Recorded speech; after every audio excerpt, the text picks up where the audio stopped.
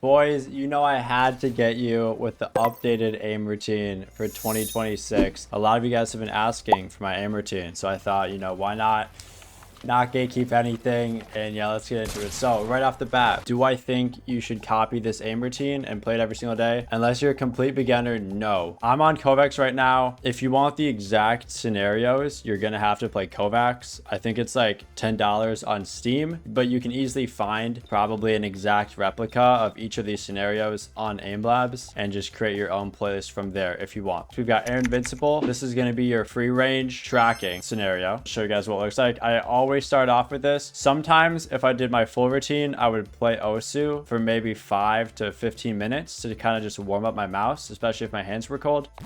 So it's just an orb. It can randomly spawn in one of the 4 corners. It can actually impact your high score a lot depending on which corner it spawns in. It can take off like a second. This is my first time on all day. I got 556. It's not that bad. So this is great. Fortnite, someone's on your face, jumping on you with an SMG or anything. It's just a great overall tracking, some good switching in there. So I'd start this off literally 2 years straight, basically. Honestly, probably 3 years straight. I would play 3 of these. It's always 3 repetitions. If I did really bad, sometimes I'd play 4 or 5. But you want to keep it consistent. Second one is called revolving tracking thin. This one's interesting. So you can shape this routine. It doesn't have to be entirely for Fortnite. This routine's based on Fortnite, but for Valorant, Marvel Rivals, CSGO, literally any game. So like if this was Valorant, for example, I'm not going to be tracking like this, right? Because this never happens in Valorant. Like, you're never going to do this. I'd have a lot more precision, very small dots, just like the heads of players in Valorant. But either way, so we start Air Invincible, Revolve Tracking Thin. This one's pretty easy. I'm 10th out of 22,000. You just need to get the rhythm down and you can track it pretty good. So this next one is called Bounce 360 Track, FN, for Fortnite. This one was specifically made for Fortnite. This wasn't in my original aim training routine, but I added it because I didn't have a switching scenario.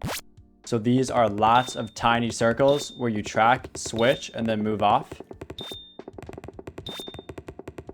Basically just like that. I'd recommend, guys, Voltaics.gg. If you guys never heard of it, it's like a global leaderboard basically for aiming. It's mostly based on Aim Labs, but you can play Aim Labs for Voltaics and then use Kovacs for your aim routine, or basically do whatever you want. It doesn't really matter. It does a really good job of telling you what areas of your aim you lack. So for Fortnite, if you're always missing shotgun shots, if your long range AR aim a lot worse than like your tracking, you play Voltaics, go through the leaderboards, you have low scores on precision. What should you do? You should probably add some more flicking, like grid shot or 6-shot or something like that. If it's opposite, you want to add tracking. So you want to base it on your aim. Always have more scenarios catered to your weaknesses. Switching off targets fast compared to my precision and my strafe tracking was a lot worse. So I added this in 3 scenarios of this. Within like literally a month, I got basically top 100 of the leaderboards. So you see, guys, this is how you can see this works. I did this super consistently. Before I would ever play a ranked game, before I would free build, before I would practice my PC controller 1v1 or play a tournament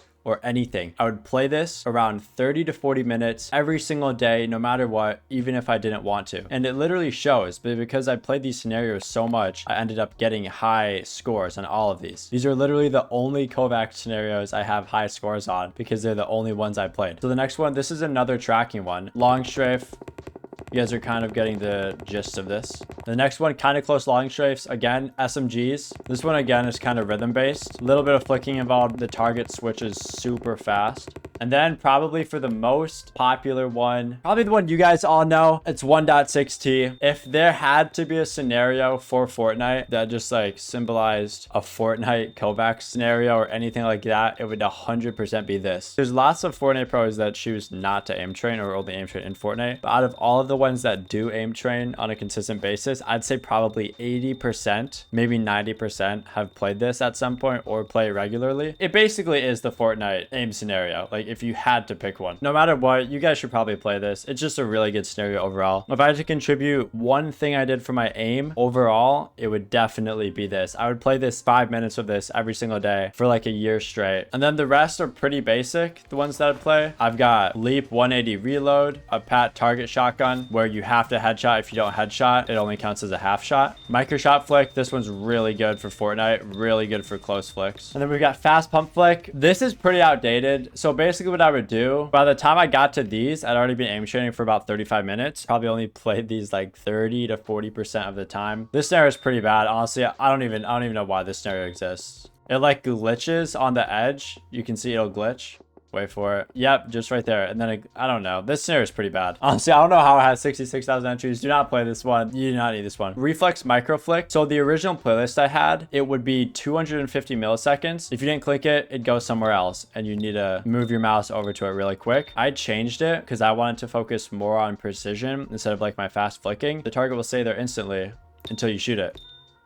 For the same scenario, you can base it on what you like. They got 500 milliseconds, 750, 1000. That's what I love about Kovacs and Aimlabs. You can customize it literally however you want, suited exactly to your play style. If you have like a certain split on a certain mountain, on a certain surge base elevation, you can set up that entire scenario and recreate it just to improve there. It's pretty sick. And then last one is smooth bat Voltaic. Again, I like never played this one. I'm only ranked 608th, but this one is a big, I suck at this one. Very, very large sweeping tracking target. So what I'd recommend you guys do if you're trying to build an aim training routine, first of all, stick to a consistent routine. Do not play different scenarios that you think are fun every single day. That's probably the worst thing you can do. But even though you're sticking to a routine, still play scenarios that you think are fun that you don't do every day. Like, I'm completely contradicting myself there, but you should have a set routine that you play every day, but you should also have different scenarios that sometimes you play every day, sometimes you play a couple times a week. So you're always getting a new influx of information and different aiming scenarios that change how you shoot the targets, what type of tracking it is, what you're doing. That would probably be the best thing that I recommend for you guys. Oh, some of you guys were asking what this is. Chat, I never played this consistently. This is really just like a rhythm piano thing. I can probably do this indefinitely. Don't play this. Guys, there's a lot of scenarios that are literally just made for fun that aren't going to do anything for aim. At the end of the day, if you guys want to get good aim, getting really high scores on aim labs, playing hours every single day is not going to make you an insane aimer. Most people will tell you that whatever game specifically you're playing, utilize that. For Fortnite, honestly, you don't really need to aim train in Fortnite, maybe like a 200 pump map, but if you just play the game, you will improve. If you play the game with 100% focus, and then if you're thinking your aim is really lacking, I knew my aim was lacking, so which is why I developed a Kovacs routine. While it looks completely different, it's completely different game, different everything. Kovacs and aim labs, these things will translate into Fortnite. Like playing Kovacs will make you more consistent. People will always debate, but at the end of the day, do what you guys want. That's my aim routine. I hope you guys found this information useful. And yeah, peace out, boys.